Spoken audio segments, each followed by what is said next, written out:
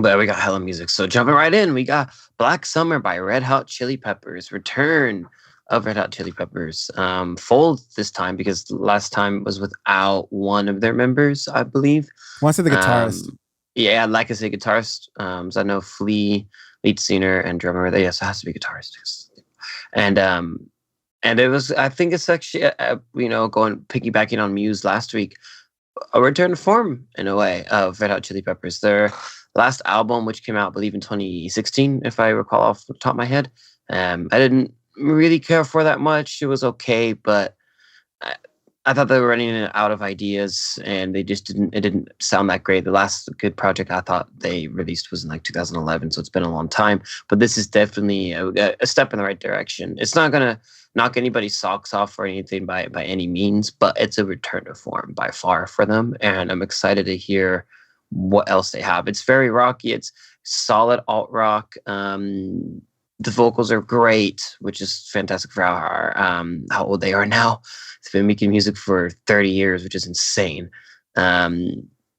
Production's great. It's a good song. I really enjoyed it. I was ready to jump into this thing. It was really Uncle Rocky or something. I go, I think it's a step in the right direction. I mean, I can't wait for our music discussion or our state of the music industry episode because I want to talk about how there's a lot of return to form with rock this year. I mean, you had Brandon Boyd last week, Muse last week, you have Red Hot Chili Peppers this week, so there's just a ton where it's coming back, folks. I think looking forward to it.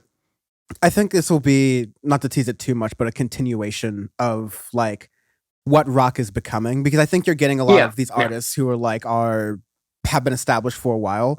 Yeah, Red Hot Chili Peppers has been around for 20 years. And to get to the song really quickly, I thought it was pretty solid. They're delivering what I think people who would want to hear a Red Hot Chili Peppers song in the year 2022 would want to hear. And I think that's really good.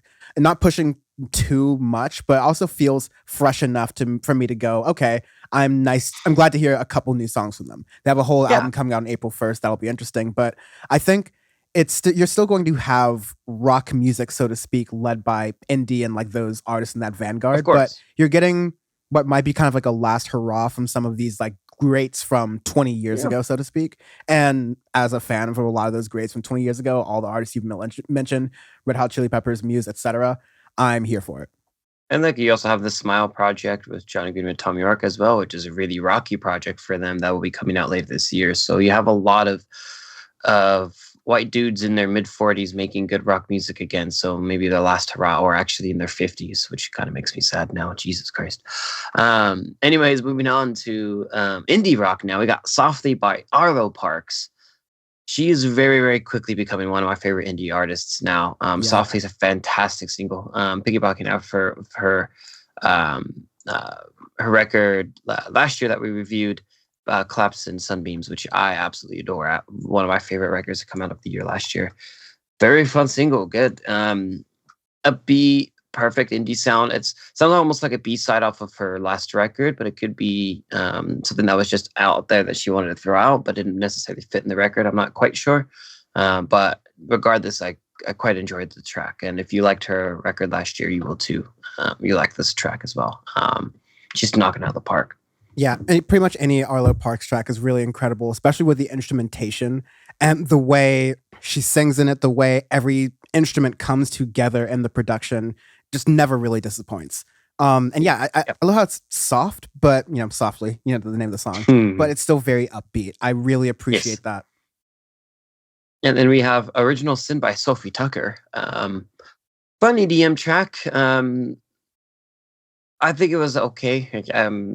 I guess my standards are so high for EDM where I'm picky now. Where I just thought it was decent, kind of a fun little bop, nothing too special, but I thought the production was nice, clean and crisp, and I thought it was something that it was good. I think it's something that you would particularly enjoy a lot. But I'm trying to broaden my horizons a bit on EDM this year, and we had Bonobos 2 weeks ago, and that was incredible. So again, it's something teasing our a later episode of this year. I wanted to more and more EDM. I wanted to go into reviewing it and then to see kind of where the state of that is. And I think Original Sin's a decent track from Sofi Tukker. Yeah, Sofi Tukker's been pretty consistent throughout their musical, I guess, history. And this is a pretty good song. It's not boundary pushing in any sort of way, but there is a whole lot of EDM we just don't even broach on this podcast because it's just so terrible, right? Yeah, it's either extreme same or extreme Dylan Francis bullshit, and I don't want to deal with it. Yeah, exactly, and we don't. But so one thing that I was saying, the highlight of new singles this week was "Don't Play That," King Von and 21 Savage. Oh, Jesus Christ! Literally, don't play it because I was listening to lyrics. I'm like, Jesus Christ, this song is wild, and I freaking love it. I played it at work for the first time.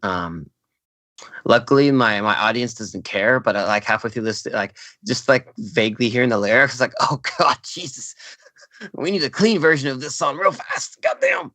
Yeah, it was hard though. This is the first trap song of the year that I really, really like. Really, really like. It's short, it's crisp, it goes hard. Production is great. It's just everything you want in a trap song. And 21 never fucking misses, man. Not just because we're stands of 21, it's just he really doesn't. Yeah, we're stands of 21 because he doesn't miss. It's not the other way around. And we really appreciate that in a trap artist. When we talk just as much as EDM, trap can sometimes be repetitive and over redundant. 21 very rarely does that. And I like this King Von mix as well. You know my affinity for the blending of electronic music and rap music. And this does some fun little bloopy video game beat in the back. But like it has like video game beats. It changes a little bit throughout the song, providing a little bit of variety so that doesn't become too like overbearing, and it actually creates mood and energy with the song. Like it's really great. Yeah. It's a really great banger. I don't know. I think it's a great length. I could have done with even let it tail out for 10 more seconds, 20 more seconds. Just give me more of that beat, honestly. I really like it. Yeah, overall. YB not better. Yeah, that is how we rank trap now. YB not better. That is our forever arbitrary scale for trap now. Was YB better or YB not better? YB better, like, ooh, it's kind of rough. YB not better. All right, I have to listen to this now. Yeah. Anyways, the Audioface Awards, the 2021 clips, they're making their way onto YouTube. We are putting up like so much onto YouTube right now, getting scheduled, especially right now in the month of February, because I have so much of a backlog. The Audioface Awards 2021 clips are going up. All of the reviews that we've done this year so far, which are a lot, are going up. And I love that we're getting like a really good start this year of like people viewing the videos, engaging the videos. So we really want to keep that up because I've still got more videos coming, almost more than I can publish. So check those out at youtube.com/audiofacepod. And of course, you can support us at syndicate23.co and become a member and get Audioface content earlier than anyone else. So our State of Music 2022 conversation that we do every single year, that is awesome. Y'all are going to be getting that first as a member of Syndicate 23. The 2022 playlist is coming very soon. Some of the members features of Syndicate 23, like the Audioface Discord, are coming very soon. I'm just having some issues with the plugins, but that's very much on the way. That'll be very fun to get to talk with the organics even more like that.